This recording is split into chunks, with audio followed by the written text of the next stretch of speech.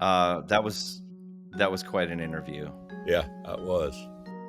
Karen Swallow Pryor, we just had her on, and phenomenal, brilliant. She's probably the smartest person in every room she's in. She wouldn't like it if we said that, but I think that's true. She is Dr. Karen Swallow Pryor, by the way. That's right. Also known as the notorious KSP on Twitter, which I've been following her for years and love her book on reading well, which would be definitely one of those books that helps shape the not just Christian viewpoint by going back and reading the classics. But it really puts an emphasis on why do we read the classics? There's redemptive story in there. There's great literature that we can really glean from. And then her use of words and language. She brings beauty and imagination into our words and our writing. And I'm a big fan. And all from a place of love. That is the foundational approach she takes to all things. For me, it was incredible to talk to somebody who's so prolific, a writer, and I still feel like a newbie most days, and so I was excited to tell her about all the things I'm writing, but to be able to hear her talk about language and the power of language and the importance of language and the fact that it's all a God idea, from the 10 Commandments that he put down on tablets to Right. the printing press 500 years ago, that God is a master communicator. And that's one of the areas that she pursued her whole life. I mean, that's where she studies and what she shares. Not to mention, Jesus is referred to as the Word made flesh. And Right. there's a reason for that. That should be the one that really strikes at the heart of human imagination through all of time and in the cosmos. So, Yeah. she talked a little bit too about her trauma with being hit by a bus, Yeah. literally hit by a bus, and her ability to empathize to a greater degree. And really, it's difference between knowing about trauma and having experienced it. And I thought she was really candid and vulnerable in that conversation. I think people are gonna really enjoy that a lot. I like her so much. Yeah, I do too. She talked about imagination and how important that is. Rationale and logic. Yeah. Not being opposed to imagination, but being supported and actually coming out of imagination. Yeah. I thought that was good. It was a really fascinating conversation. I think I'll be listening back to this one a few times, but for sure. Well, that's because you just love to hear your own voice, Jason. So do I. I'm kidding. Oh man, but yours sounds wonderful on that new microphone you got, brother. Oh, bro, I had to do it. Hey guys. Yeah. So go ahead, like all that stuff. You want to say it? Oh yeah, man. Like us, give us 5-star ratings. It really helps. If you enjoy this podcast, and Jason and I were talking about this with Karen. Yeah. We really like that this podcast has been a safe place to discuss difficult issues, but with a spirit of love. Yeah. And keeping Jesus at the center of everything, even though we're discussing things that are really causing a lot of division in the church. Man, we're always going to come back to Jesus. He's our hero. Yeah. And love is going to be what we pursue. That's it, man. It's been fun doing this with you. Appreciate you guys. This is the podcast where we interview and have a wonderful conversation with Dr. Karen Swallow Pryor. All right, guys, enjoy. Well, it's awesome to meet you. It really is a privilege to have you here. My name's Jason, and Derek, you may know. I'm Derek. Through Twitter, right? I'm one of your loyal Twitter followers who has really loved your approach on Twitter and just your writing. And I'm a big fan. My wife is a big fan. Well, thanks. My daughter is a big fan. And so we're really thrilled to have you on the podcast here today. Jason and I... At least 3 of you are, so yeah. I'm thrilled as well. That's 4 right there. Okay, all right. I think if my dog comes in here, he might be thrilled also. He's thrilled about everything awesome. Now. Go ahead, Jason. Tell her what it's about. My name's Jason Clark, and I'm a writer. Derek's a pastor. And both of us, we love diving into the goodness of God. Really, that's the foundation of this podcast. And we have conversations that can look like anything, but really our heart is to discover ways in which we've had thoughts about God and then we've changed our thoughts about God. We've rethought, we've had better thoughts about him, places where we've reimagined, rediscovered that he was better than we thought he was. And, so we can talk about a lot of different things, but with you, we're just thrilled to dive into to language, to reading, obviously what you do. And the audience, they're believers, they're Christians. A lot of our audience are folks that are a little bit tired with Western evangelicalism. People are tired? That's what I hear. That's what I hear. Oh, okay. Oh, and if you want to dive into that topic, we are more than ready. Like Jason said, I'm a pastor, and I've been pastoring for 18 years now. Planted a church in Charlotte from scratch in my living room, and but grew up in a very strict pastoral household. Grew up in a word of faith context, prosperity gospel to the extreme, and really, for me, it's been rethinking God in light of how Jesus revealed him. Jesus is what God has to say about himself, I think is what Brian Zahn says. It's one of my favorite quotes. And so Jason and I are really exploring the themes of rethinking God and how we have rethought God in the light of who Jesus revealed him as. In fact, Jason's in the middle of writing a book right now, kind of centering on the road to Emmaus experience where Jesus took them through the prophets, the Torah, the Psalms, and he showed them where he existed. So with Jesus as your rabbi, how do we rethink God? So we just like to discuss the nuance of people's lives and how they've had their own experiences and just let them share and talk about it. We try not to be too hyper opinionated and just leave room for a really safe place to discuss any topic without anger or fear. So thank you so much for being on Rethinking God with tacos. We really truly wish we were eating tacos with you right now, but it can get a little noisy and crunchy. So this is the better way, because we want people to hear from you today. We really love your work. Dr. Karen Swallow Pryor, the notorious KSP on Twitter, has been one of my favorites. And I think your relationship to reading well and good literature, particularly British literature, I think was a focus. I want to hear about how you became passionate about writing and reading well and how that plays into your following Jesus and redemption. Well, I mean, I grew up loving books. I read books from my mother read books to me, and then I read them myself, and I always had my nose in a book. So I just loved reading. Was really formed by reading, I think, my imagination and my character and my perspective in ways that I really didn't understand until much later in life. Became an English major in college, didn't know what I wanted to do with my life, so entered a PhD program, and then discovered that I was created to teach. So that's what I pursued, but I didn't even realize that until I was already into my pursuing a PhD, just because I loved literature. And along with that, I mean, I also, and this is something I've noticed is not necessarily the same today for um, upcoming generations. I also I loved writing. I loved reading more, but I loved language. Yeah.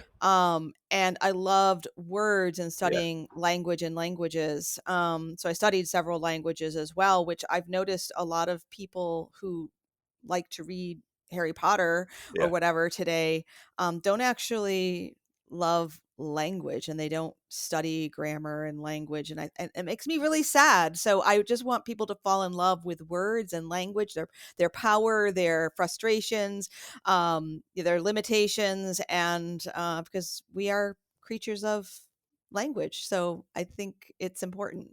I saw an interview or a podcast interview with Phil Vischer, I believe, where he asked when you knew you were a writer.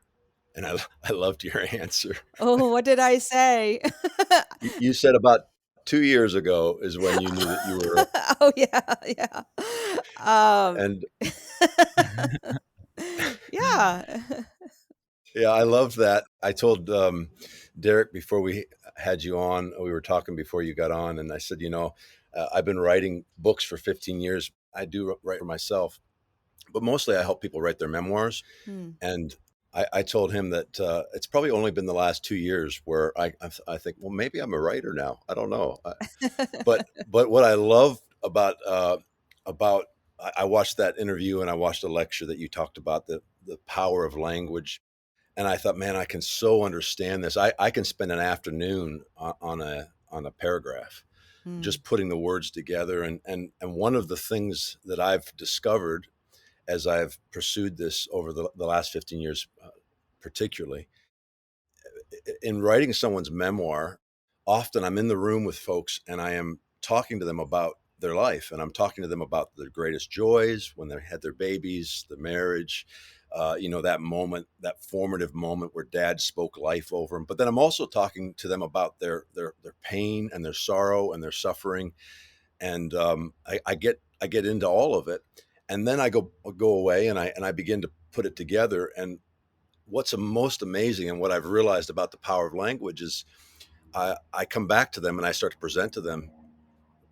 their story, that this narrative, and I see healing taking place. I see wholeness introduced into their lives because of the faithfulness of my life to focus on language. I was able to bring language to their experiences and able to help them describe specifically the traumas and the sorrows and those aspects. And I think you could probably speak to that really powerfully, the power of language and Yeah, words. it's so profound and yet so simple, as you were talking about working with people in their memoirs, which we express our sense of ourselves and our experience through language, and even before we express it, we understand it that way. I was Yeah, thinking of that simple little analogy of the glass being half empty or half full. We say, that is how you distinguish a pessimist from an optimist. right. But just that simple example, if you see a glass in that condition, um, we use words to describe it. Yeah, And so we interpret this phenomenon that we experience with words, and once we choose those words, like half empty or half full, yeah, that's like Robert Frost's two paths that yeah. diverge in a They're woods, very right? different. Right, Yeah, yeah, exactly. And so just by choosing one of those words, or then we're off on a journey, a story about something that's half full or half empty. And right. all of our days are like that. I mean, every time something happens to us, um there's a way that language helps us. It's not everything, but it's a lot. How we interpret it, how we experience it, and what stories we tell ourselves or what we tell other people Right. about what happened to us. It's an interpretive frame for our entire lives. That's brilliant. When I meet with people, because of my lens, I often, when we're describing whether or not I should come on and write their memoir for them, I say, listen, you need to go read some of what I've written. And I always look through the lens of reconciliation and restoration. Mm. So I literally have used that term. I'm a glass half full guy. So if you want that, that's going to be how I help you tell your narrative, how I help you. But to me, that is what Jesus is like, is that he looks at the glass and sees it as even maybe overflowing. I don't know, but I think it's right that you're taught. That's brilliant, because it really is two very different things on how you approach it, and Yeah. language. That's powerful. I love that. Yeah, and Karen, I think that's one of the things I love about your writing, and even your Twitter account. You just you're very generous in your speech, your language, and but without pulling punches, and with dealing well with truth. And I think that's really what I hear you saying is language gives us, once we have language for something, then all of a sudden we're able to tell the story. Our imaginations and other people's imaginations can be ignited through language. And even my role as a pastor, I find myself writing a lot of wedding vows and obituaries and the day in, day out stuff of people's lives. And of course, sermons that I'm writing week to week. I'm fascinated by how just the right words can make all the difference. And for Mm. Jason and I, the fact that the word became flesh and dwelt among us, we're like, our hero is Jesus. And so Yeah. even in the context of at one point in human history, or in the cosmos, there was this relationship with Father, Word, and Spirit. But at one point the word became flesh and became one of us to rescue all of us. And now we have God's language through a human voice that was God on the earth. I mean, it's just, how important are words? How important are our lives as shaped around words and imagination? So I appreciate how you deal well with words. Well, thank you. And I just that that one idea alone is just so fascinating and profound, that the word became flesh. Yeah. And to think about words as, they're symbols, and even that idea is kind of a metaphor, but it's also literal. Like, we Yeah. can't even understand it on a literal level, right? I We know. cannot even understand what that means. Yeah.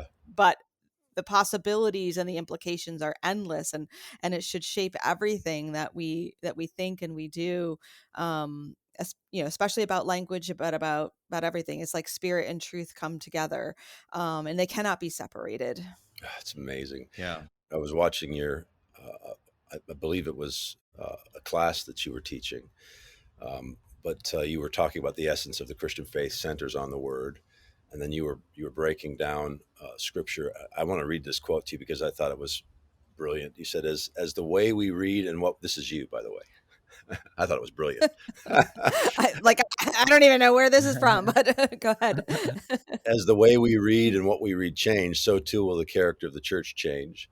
Hmm. And you went on to say, how will the way we read the Bible alter the church today? And I was really curious if you could speak to that, a little bit of the history of that, of language and how we have Scripture, and where we are today and how we approach it. The fact that we all have access to a Bible. I would love for you just to speak to that. And then a fun question is, how has Twitter impacted the church today? But we can ask that. Well, yeah, we'll keep that one in mind.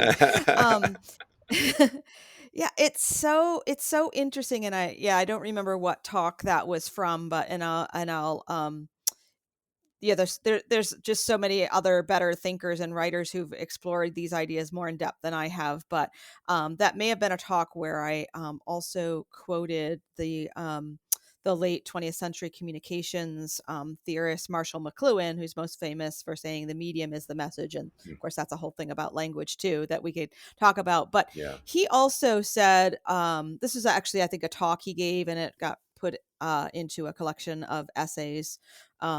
And he talked about how the timing of Christ's incarnation in the history of the world was not like just coincidental or random. Right. That Jesus came into the world at a time when language and the alphabet, the Greek alphabet of the culture into which he was born, and literacy, all of these things like coincided so that the word became flesh Yeah.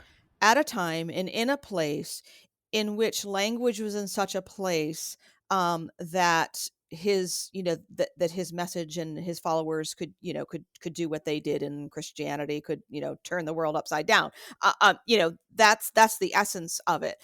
You'd have to look that up at Marshall McLuhan. I have the note somewhere.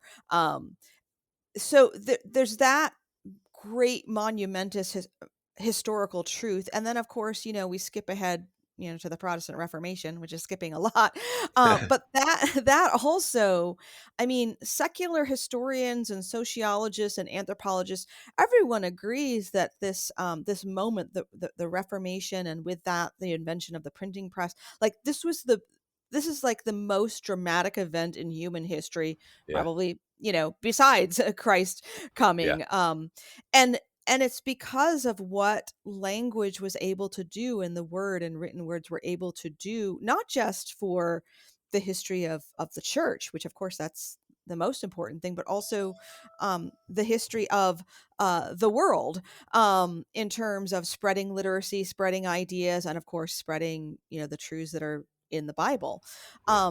And so there's I mean, those are just two ways, but there are so many ways that we look at how God reveals himself in scripture, how his plans and purposes have unfolded over the course of time, and how much that is all related to language and words, literacy, the Bible, written, and being able to be disseminated more easily and read by more people.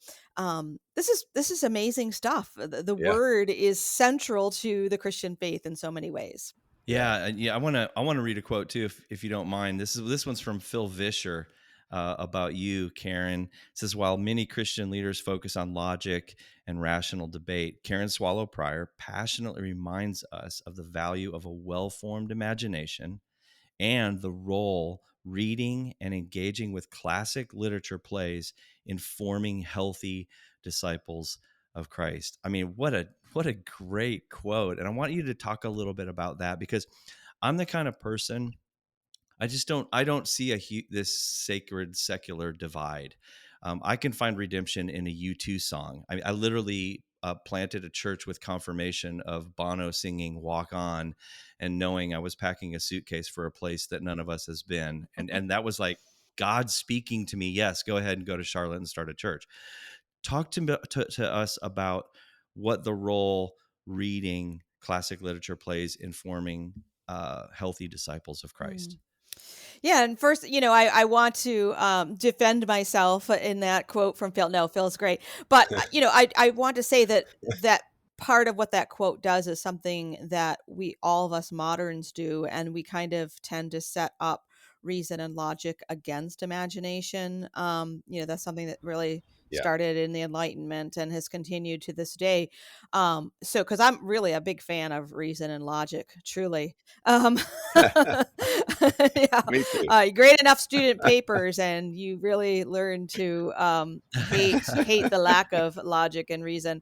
Um, but Uh, so imagination isn't like the opposite of reason, the way we've been conditioned to think of it. If you think of imagination in its most literal form, as Christians, first of all, we're made in the image of God. We are his imagination, right? We are his yeah. image bearers. And so if we are his image bearers made out of his literal, like, imagination, he imagined us, Yeah. imaginated us, that's not a word, but then we reflect him in all the ways.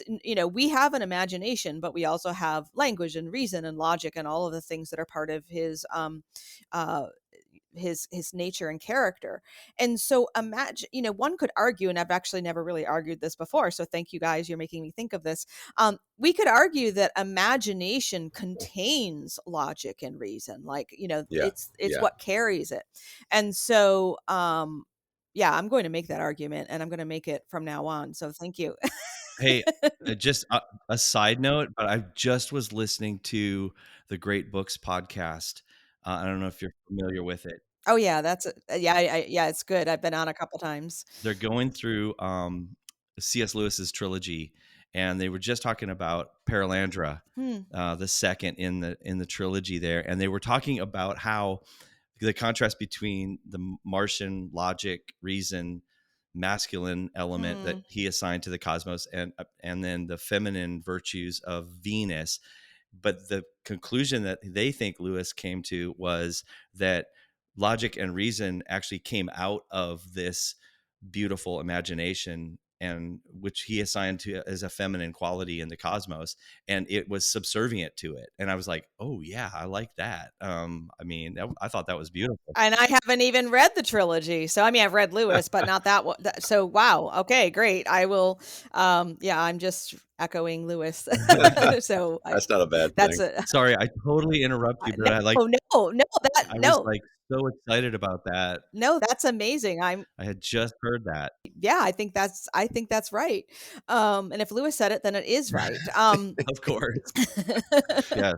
Yeah, and so it's been a kind of a frustration for me throughout my life as a Christian, that imagination and fiction are seen as these sort of side gigs, I guess, that Yeah. we, engage in if we have time, lots of extra Yeah. time, and we've done all these other things. But imagination is what forms and shapes our ability to reason and to do logic. I mean, Yeah. because reason and logic are, they're based on variables that we can see and recognize, right? And so literature and the imaginative arts give us more variables to take into account as we reason our way through this life and reason our make a reasonable defense for our faith. I Yeah. love that. I was telling my wife the other day, I'm like, left brain, right brain, Western Enlightenment screwed me over because it's all of it. It's got to be all of it. I can't be left brain one day and right brain the next. I got a whole brain.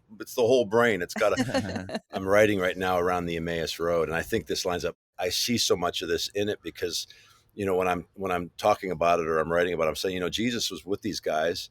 He engages with them as a stranger, but then he interacts with them based on the written word, and he is actually walking them through. So he's engaging with their intellect. He's engaging with them Mm, physically in every way. mm, And then we have this moment where they get in the house and he breaks the bread, their eyes open. They see who he really is. They get this revelation and mm, he disappears and then they make this statement, didn't our hearts burn? And to me, I'm like, I can hear what they're saying is, didn't our imagination know? Wasn't it the thing that was aware all along? That mm, resurrection was what we were talking about, that Jesus was alive. And mm. I think one of the things that we're pushing at, and one of the things um, that I'm constantly pushing at. The pastor once said to me 20 years ago, I'm a tambourine and 2 weeks ahead of the church. And that was a very nice way of dismissing me. It took me about 5 years to realize it. Dude, you have never told me that before. I love it. I'm going to use that. Yeah, tambourine and two. My wife, once in a while, she'll say that to me, baby, you're a tambourine and 2 weeks ahead. Yeah, sheath that moon-shaped tambourine, buddy. But what he was really saying was I'd made them feel too much. Mm, Most profound things, mm. they sneak into you. They get into you, that glass half full perspective. And that's that thing that I think we find ourselves often pushing into. And any thoughts you have on that? I do think about um, being ahead a little bit, and these are some embryonic thoughts I have based on some recent reading I've been doing. But I do think that part of what it means to be in this sort of late modern moment in the world and in the church is going to be a return to some more ancient ideas that unite the different aspects of our humanity and and connect that to the gospel and to scripture and to Jesus himself in ways that Mm, that exceed the limits of systematic theology and Yeah, nothing wrong with systematic theology, but it's yeah, obviously not, it's just not, it's not the fullness, right? that's it. um Yeah, and so I think that we're sort of reaching the limits, the end of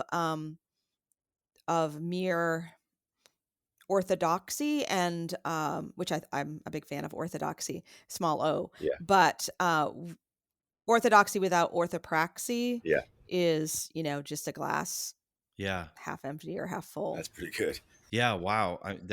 That's really good. I was a journalism major in college, and I love to go back to original sources. I love to go and I want to hear it from the person that experienced it. And so if you just take that mindset into what you're talking about, going back and reading Athanasius, obviously we have the gospel accounts, but some of these early church fathers and mothers really had a shaping in what it meant to be a follower of Jesus and developed the doctrine that we've, dealt with. And I think there needs to be a return to a lot of that. I mean, when you talk about the Protestant Reformation, I mean, I have an unpopular opinion is that it didn't reform anything. It was just the largest church split in history. Hmm. It when are we going to go back to the simplicity of Jesus in the flesh and being God?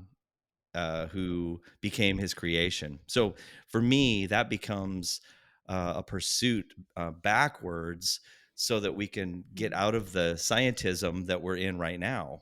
I think that's what Lewis actually called it, was scientism, and it becomes this worship of logic and reason. And one of the things I think that you do so well is bring us back to virtue and beauty and imagination. With tell us a little bit about some of the classics, like Frankenstein, I think is the latest one that you've been talking about. Tell us about, like, maybe some redemptive themes in some of these great works of literature that you see as a follower of Jesus. Yeah, I mean, Frankenstein was that was one of the classics I edited that was released last year. So, it's a book that if you haven't read it and your understanding of it is based only on sort of the pop culture adaptations of it, then you have no idea what the real thing is. The real thing is, yes, is deeply theological, philosophical. We have a romantic writer who's pushing up against her romantic worldview, because Mary Shelley sees the cracks and she's questioning it and interrogating it. It's a theodicy. It's really, the central question is about God himself, and how a God, how and why what happens when God creates a creature that he then abandons. Um, I mean, these are the questions that we all struggle with to some degree or another. And if we aren't Yeah. struggling with them personally, we certainly are helping others walk through them. So Yeah. it's a fascinating novel that's complicated in structure and brilliant. And also is an entryway into some of the things we were talking about earlier about this novel was written in the time when we were seeing this deepening split between reason and imagination, that is a false dichotomy. So there are amazing themes in that Yeah. novel. Wow. And your love is revival. You're shaking the ground. Hey guys, I'm interrupting this podcast for just a minute so I can invite you to partner with us by giving to A Family Story. A Family Story is a 501, a nonprofit, and it's our ministry. And it's what allows for me to produce this podcast and other regular content. We've been living this faith journey for a long time, but 2014 was when we officially stepped away from the traditional pastoring approach to full-time ministry. It's been fun. This journey's been wild. And this last year was no less faith-inducing, with COVID affecting travel and speaking. And it's been good, because hey, we started a podcast. Our passion is to create content catalytic for an encounter with the always good, transforming, reconciling love of our Heavenly Father. And so our heart through this ministry has always been that through speaking, writing, film, and music, we're relentlessly sharing the goodness of our Father, the good news. Your giving goes directly to support this podcast, as well as written content, discipleship content, teaching small group messages, articles that we release weekly, and also the book I'm writing. I'm excited about what I'm chasing down right now. We appreciate all the support, whether it's sharing, writing a review, following us, signing up for our email list, or financially. We just love being on the journey with you. If you want to give to A Family Story, you can go to afamilystory.org, afamilystory.org, and click on the Give button. All right, thanks, guys. Let's get back to the podcast.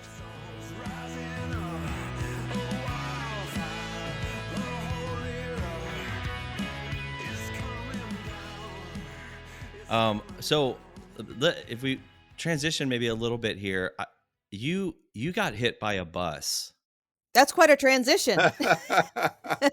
Yeah, I've just jumped right in. And I mean, I was so shocked, to hear that. And I followed your, discussion of it on Twitter, and I tried to get as much news as I could. I want you to know, a lot of people were praying for you, and it was just devastating to hear. Could you just tell us about what the last several years have been like as a result of that? Yeah, we're actually I'm coming up on the 4-year anniversary of that very traumatic event. And for those who don't know, because sometimes I was hit by a bus while walking, not in a car. I was in a crosswalk, and didn't have the right of way, apparently. um, and Mm. so I was I was, visiting another city. I wasn't home. I was traveling. I was by myself, but I was meeting with friends who came to me right away. But um, and I had multiple broken bones and fractures and collapsed lungs and all of that. So I was in the hospital for 8 days and came home and for my rehabilitation, and was not able to walk for several months because of I'm held together now by a huge pin in my pelvis. And and it was, it was a very something you don't expect, Wow. obviously. And I'm a person, I've never like really been hurt before, so uh it was very bizarre. And it's taken, here I am 4 years out, and even a year ago, I didn't think that I would ever not always have recurring pain, and maybe Mm. I still will have it, but um, time, in that sense, does heal, but also so does regular therapy, which my insurance no longer, covers what I got at first, but I have committed to getting two different kinds of monthly therapies, and it has made a difference. So God bless the caregivers, and Yeah, yeah. and it's all just like, it's massage therapy and manual therapy, so it's very basic physical bodily care. And so here I am, really not struggling with pain like I was even a year ago, so I'm very thankful. That's great news, and we're glad you're still with us. I mean, I'm just yeah, I was really shocked when I heard about it, and glad to hear you're recovering and doing well. Thank you. Yeah. I had a knee injury at 40 that kept me in about 6 months in wheelchair and crutches, Wow. and and everyone asked me if I got a lot of writing done, and I said no. I didn't hardly do anything. I couldn't think straight for Yeah, I just thought modestly that I might get a lot of reading done, but sure. your brain on pain and pain meds is not, Yeah, it's not yeah, a good for yeah. the language part. So Yeah, yeah. right? Wow. I did, for anyone who is keeping track, I did write an article in the hospital, from my hospital bed, that I dictated into my phone and sent to my editor. And it's I think it's one of my best articles I ever wrote, and maybe the drugs helped or whatever, but I just, I just spoke it into my phone, and it was I That's it was awesome. cathartic, Yeah, but also like, I don't know, it was like, I'm not a very emotional writer. Like, I don't write because I have to. No, I just write because I have thoughts that I want to tell people. right. But that was like one I needed to write. Like, I just needed Sure. emotionally and Yeah, spiritually yeah, and physically, I guess, to write that. Yeah, to speak that. Well, we'll have to put a link to that article yeah, in the yeah. show notes here for our I've never read that. I'm like going to go find it and read it. It was like for Christianity Today, and the title was something like "Sin is like getting hit by a bus." Okay. I won't forget that. Dictated it into my phone on pain meds from the hospital bed. So when you said that, I was reminded of, I think it was Hemingway who said, yeah, write drunk and edit sober. Was this one of those scenarios Yeah. perhaps? I don't know. Yeah, I guess I can agree with that. When I had that accident, I preached somewhere around week 5, and I was on pain meds, and I was sitting on a. They had me seated, and I was on pain medication, and I feel like that was one of the best preaches I ever gave. I do remember telling them at the front end, "Hey, I've had a little bit of medication. There are angels in the back," and then we had a good time. But I would just out of that season.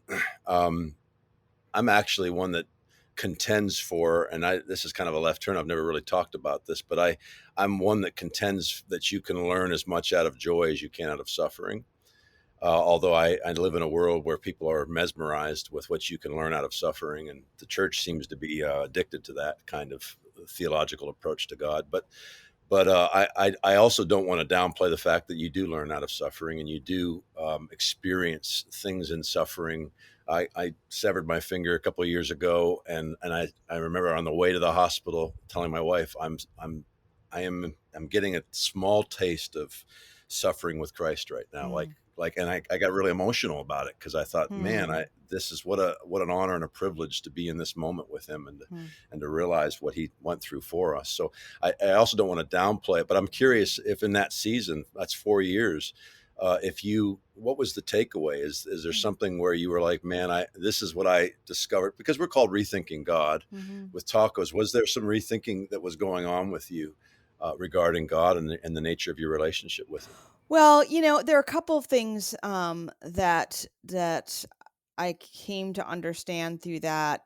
Well, and actually, they're sort of in the same category, and they are, I really am like a thinker, not a feeler, Yeah, um, and um, and I've always thought that I can understand things because I read about them and I can theorize about them and think about them.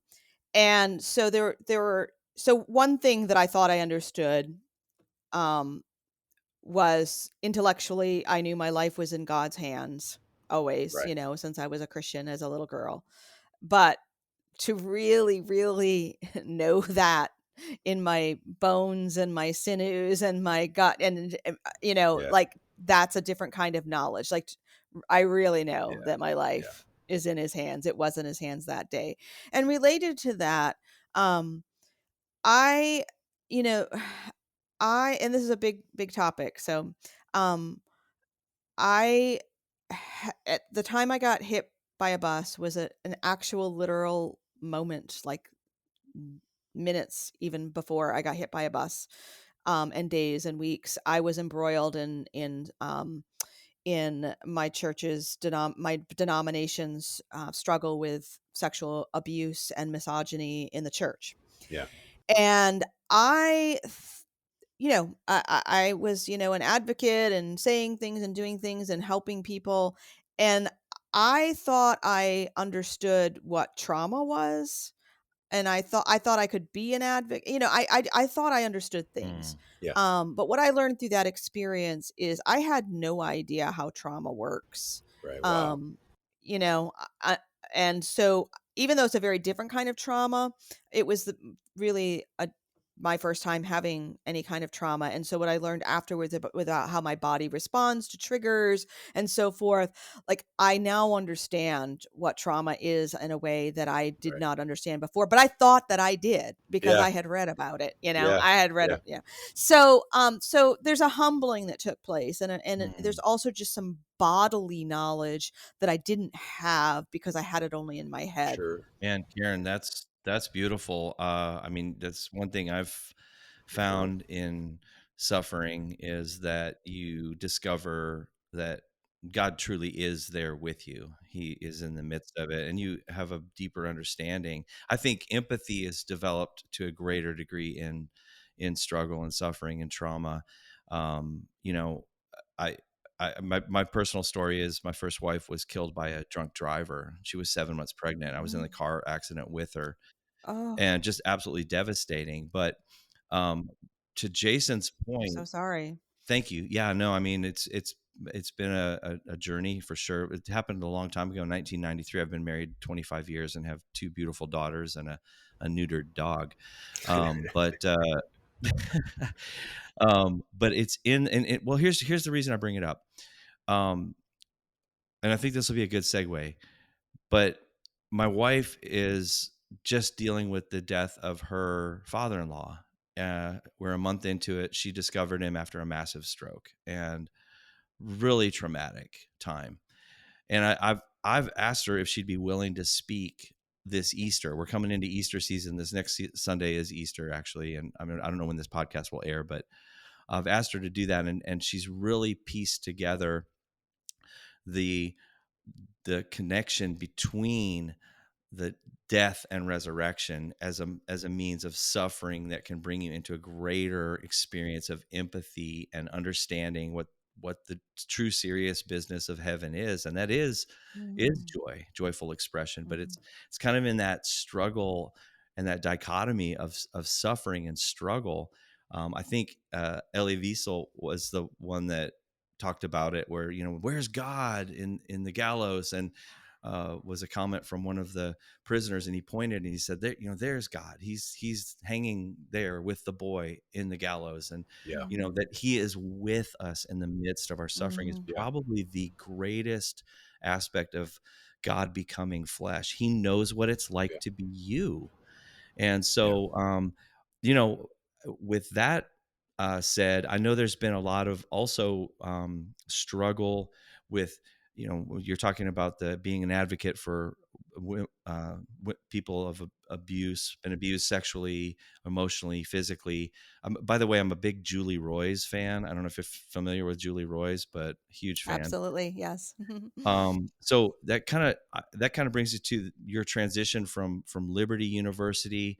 If you wouldn't mind, I would love for you to speak into kind of the women in ministry issue. I'll go ahead and state my point right up front, and that is Jesus commissioned a woman to be the very first to preach his resurrection. So that's where I stand on it. But what has it been like being a woman in these evangelical circles, and especially with your chops on language and literature and your PhD? Talk to us about what that has been like.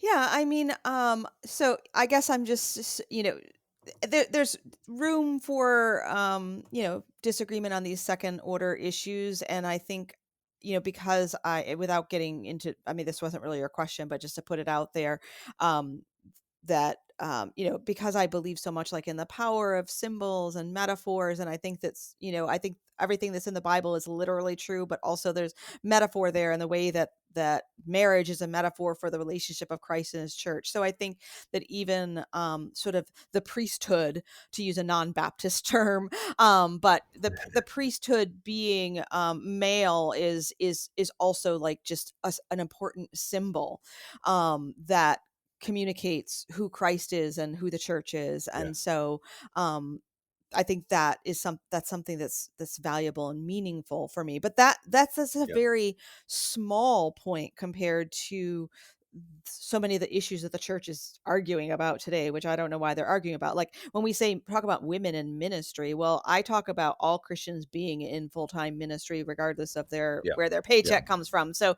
ministry, leadership, there are all these terms that have multiple meanings and broad Yeah. meanings. And that have nothing to do with this sort of symbolic nature of the priesthood, or the word, being the word being sort of the fount or the source of the Spirit. Um, That's good. so in some respects, it's for me because I've kind of stayed in, my calling is in an uncontroversial lane in terms of like my PhD is in English and I teach English. I am now at a seminary and I do teach seminarians. I guess some people would disagree with that, but my school doesn't. And so for me, these struggles and these questions haven't really been overly personal, unless I'm misrepresented out there in social media, which that happens, and so forth. But that's, I think, a product of a bigger, different problem in the church, which is the politicization Sure. of everything. Yeah. So for me, being an English professor has been, an acceptable calling within my church tradition. But I've certainly used it in ways that I didn't seek, but I think that God opened up for me to be someone who, I mean, to be completely frank, my strongest spiritual gift is prophecy. Yeah. So that's what I do. Like I people say I have a prophetic voice. I know I have compulsions to say the truth as I see it, and it's hard for me not to. I have to rein it in sometimes, and so I feel like that's what I do in the classroom and on Twitter and in my writing, and hopefully I just am doing it, in love as well. That's it. That's the foundation. But my question is, are you 2 weeks in a tambourine ahead, though? That's the real question. I don't know. I think I'm always behind. Well, the prophetic thing, Well, let me just say, Jason, before you start, you're definitely doing it in love, man. yes, that was what I was. You're doing it a great job Yeah. of doing it in love. And that's, I think, one of the things we love about the guests that we bring onto Rethinking God with Tacos is Yeah. we want this to be an environment of safety and love. Even though we may be discussing controversial things, we can be civil with one another. We can respect one another. And back to some of your virtues that you want to see restored, that you find in your, you know, your British literature exploration of some of those virtues that need to kind of spring to life again in our modern culture. Well, thank you. Yeah, so Thank you're you. doing a great job. I'll say that. Jason, sorry I cut you off. That was where I was going next. The love being that foundational piece. I mean, that's for Derek and I. The whole point is, if we can talk about something in love, then it doesn't get politicized, or if it does, we can keep bringing it back to greater love. There's no greater love than this, that one would lay his life down for his friends. So that, and I see that, and I think we need more voices that are addressing a whole slew of issues from a place of greater love. I really, really value that you shared, you know, that there was a humbling, that there's those moments in our lives where for me, because I am a very emotional. That's how I'm wired. I married a person who keeps me grounded, thankfully, and make sure the bills get paid. But I think very emotively, and so I'm often pushing against these very systematic approaches that, like you said, don't actually tell the whole story, because it has to engage the heart, it has to engage the imagination. And so I'll say this: I love that you are on your website under About You. It says this is the order: reader, writer, professor. And when I read that, I thought that's how you do it. That's how you learn, because it starts with reading. It starts with, that's the learner, and then you do it, you practice it, and once you've got that figured out, then you can give it away. And I feel like we live in a culture that's flipped it. They keep flipping it. They give you the information, like you said. You know, I know what pain's like because I've read about it. Well, that's really important, because it's going to give you context, but you actually don't know till you've experienced it. And so I love your approach to even how you describe yourself, that you're a learner first, and then from there we get to practice it, and then from there we get to teach. Did I get that right? Is that how you would describe yourself? Yeah, oh, yeah. I mean, that's not accidental. I mean, that is how, you know, Yeah, I am a reader first, and then a writer, and then a professor. Yes, yeah. yeah, yeah. And no, but I hadn't really thought about how the rest of the world gets it flipped. I just, you know, that's just who I am, and yeah, yeah. I figured it was on purpose. If you're a reader and a writer, you've thought very clearly about how you're going to put this in the order of it. So I loved it. I saw it and went, man, that's I got to go change my bio. You're the first person to ever comment on that, so thanks for noticing. You must be like a reader, writer, and teacher too. That's the order I want to do it in. I think that's the healthiest order for me as a person too, because when I started writing, because I'm wired that way. I have this book, right, on writing well, right, which I know. Oh, that's so good. Yeah, Yeah. So this is the book. Everybody said, Jason, if you want to be a writer, you got to go read this book. good choice. Yep. I wrote for 5 years, my first book for 5 years. Mm-hmm. And then I went and picked this up, because when I first tried to read it, because of how I'm wired, it didn't help me. After I'd worked my butt off for 5 years and messed it up and done it wrong 100 different ways, I read this book and it was life-giving. It made sense. And now I was like, okay, now this helps. And from there I moved on. But this is the book that you were using when you wrote on reading well, correct? Yes, yes, that is the reference. Now, I will, you know, I will admit that the title of On Reading Well was chosen by my publisher, but as soon as because I had a different, I don't even remember what my working title was. I have it Right. somewhere. But they knew the reference, and of course that book has been On Writing Well has been informative for me. So it was like an instant, like there was Aha. I think I might battle them with my new book title, but there was no battle with that one. It was perfect. So yeah. It's awesome when you get the title. That's perfect. Wow. Hey, so Karen, on your Twitter feed, your pinned tweet is Galatians 5. The fruit of the Spirit is love, joy, peace, patience, kindness, goodness, faithfulness, gentleness, and self-control. You know, Jason and I really love to come back to the basics of, like, this is truly the character of Jesus, and it should be the transformational qualities that we're experiencing as followers of Yes. Jesus. Yes. So could you maybe give us a little insight into your rethinking God? Like, what kind of elements have you, were you maybe raised a certain way and now you're thinking about God in a different way? I think these kind of experiences really help our listeners understand that maybe their deconstruction is, the hot word right now, of what they're experiencing in deconstruction is really just um it's okay to dismantle the old, as long as we get down to the cornerstone that is Jesus. Would you speak to that a little bit in your own life and personal experience? Yeah, I mean, I don't have a really dramatic or interesting story about my relationship with God or Jesus. I, accepted Jesus as my savior when I was about 4 or 5 years old, and I was, was raised by a Christian family and went to good, um, mostly for the most part, healthy churches. I mean, none were perfect, but I had wonderful pastors in my life. And so I think that for me, the most transformative aspect of my Christian experience has been really, really understanding the relationship of the church to all this, Yeah. that the bride of Christ. I think Jesus is easy for a lot of people to love. That sounds so strange, but yeah, Jesus is amazing. So, Yeah. um, but who he is can get so distorted in various directions by Yeah. people, right? By Yeah. teachings and Yeah. so forth. And so a lot of the deconstruction that I'm seeing, and like most of us, I'm seeing a lot of it. It is about dismantling the human made Yeah. structures and teachings and Mm. applications Mhm. that are faulty.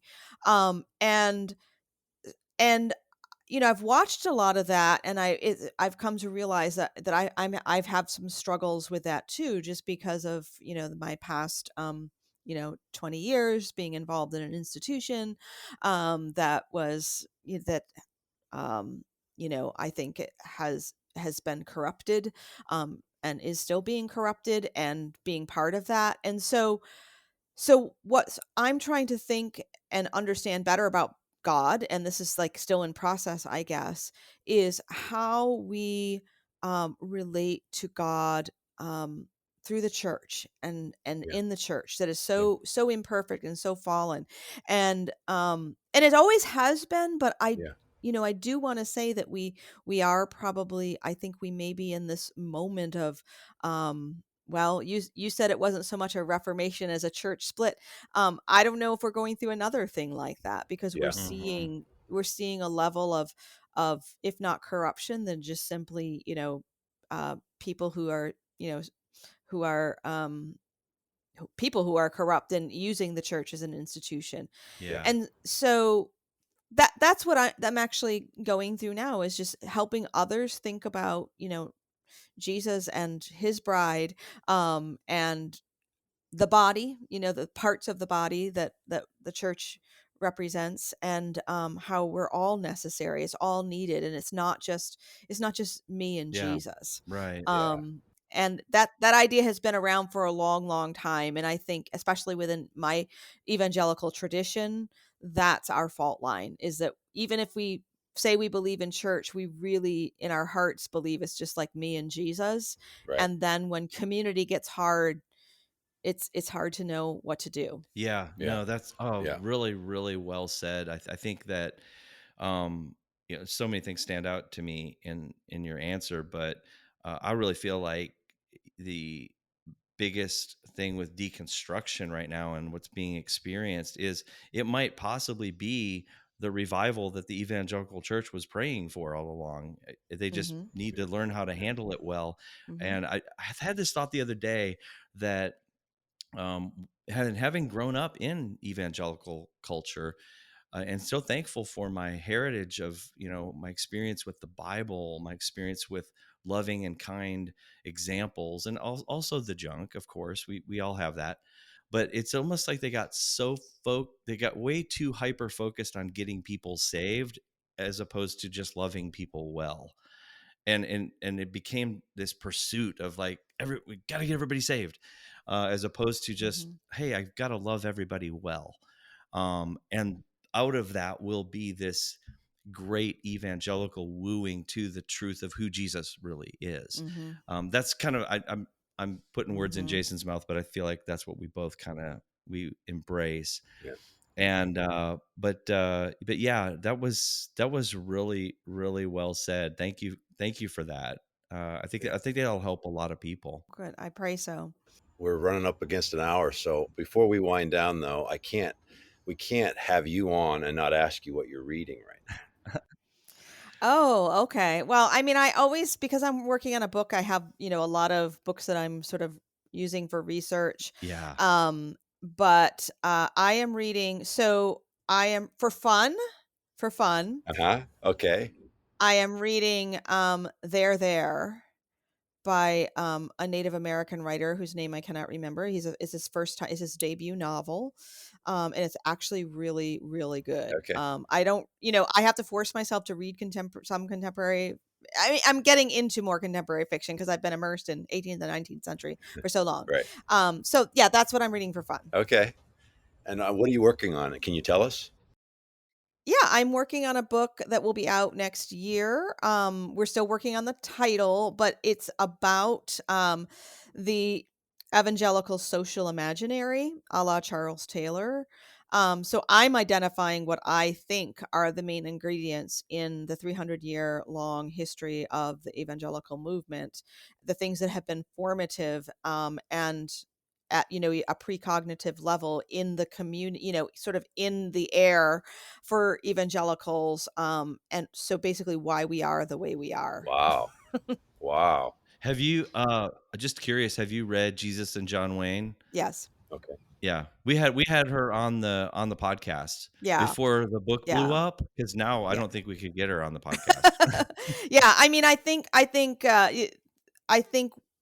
one of the obstacles for some readers in at least accepting her thesis, I mean, there are many obstacles for many readers, but Sure. one obstacle is that presents a challenge to me, and her book was helpful to me in writing this book for that reason, Right.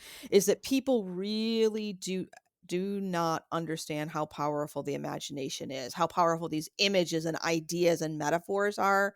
And Mm, so I actually want my book to unpack a lot more of those metaphors and Wow. ideas that have been formative for the movement. The good and bad. Yeah. It's not like Yeah. just John Wayne. It's Yeah. like conversionism and testimony Yeah. and domesticity, a lot of ideas that are central to who evangelicals are, and for good and bad. Yeah. I love that. We need it. We need it desperately, I think, because we're immersed, like you said, everything's politicized right now, and sadly the church Hmm. participates, and it's almost impossible to do anything outside of dualistic thinking. Mm. I'm so thankful that you're writing this, because we need folks that are writing with grace and writing from love to bring some clarity and to be able to help us put language around it. yeah. So I just pray favor and grace over your writing for Please sure. do. Please do. I need it. I need it. Thank you. I look forward to reading it. Oh, by the way, There is by Tommy Orange. Yeah. Oh, yes. Yeah. Is that correct? Yes. And now I will always remember that because the cover of the book is orange. I don't know why I didn't make that Yeah. connection. Yeah. It's a really very, it's a very, it's really good. It's really Good. good. All Yeah. right. But we are looking forward to your new work. And before we let you go, I mean, Jason, Yeah, we got to talk about it. we got to ask her about her favorite taco. I mean, it's our go-to question. Oh, Talk to us about one of your favorite taco experiences and make our mouths salivate, like please. I don't eat tacos. Oh no. Oh my Now, Okay, God. It's so a so first. so first of all, I'm allergic to beef. okay. And I know you can have other, but if I go to a Mexican restaurant, I will get like, I guess I get a chimichanga. Okay. Okay. All Is right. that like a, Well, yeah, now, like but yeah. so I have this theory that every culture does tacos. So, it could be a shawarma, it could be a sandwich. I don't know. I mean, what is it? If you were to describe your perfect meal then? Okay, my perfect meal would be scallops Uh-huh. All and right. shrimp and like a Caesar salad. I All know right. I'm so sorry to disappoint you, but like especially a crunchy shell taco. Ew. If you throw those ingredients into a giant flour tortilla and you have a Okay. Baja There you go. taco right there. That's There Okay. you it. go. Okay. Okay. Well, I do, I live in a very small town. We have a pizzeria and we have a Mexican restaurant. And so I do go to the Mexican restaurant a lot, well, pre-COVID. And there are many dishes I choose from, but they're always like a soft shell Yes. or else Yes. not a shell Yes. at all, like just shrimp and rice or something. All right. Well, we're just gonna pretend that you put all of that in a soft shell. Okay. And no, we titled it "Rethinking God with Tacos" because we didn't want to take ourselves too serious. But No, and that's all great. good things happen. I actually love food. You just picked one that like I just don't eat that much. So Well, we'll meet with you and we'll have scallops someday. That okay, sounds all good. right. We'll meet around scallops. I'm game for that as well. We got some really good scallops here in North Carolina for sure. I'll take Yeah. them. Where can folks find you? If they just want some basic information and my speaking schedule and some articles, that they can go to my website, karenswallowprior.com, or they can find me too often probably on Twitter at ksprior. And if you just want the soft, safe space where people are kind to one another most of the time, I'm on Instagram at karenswallowprior. That's my safe space. So. I love it.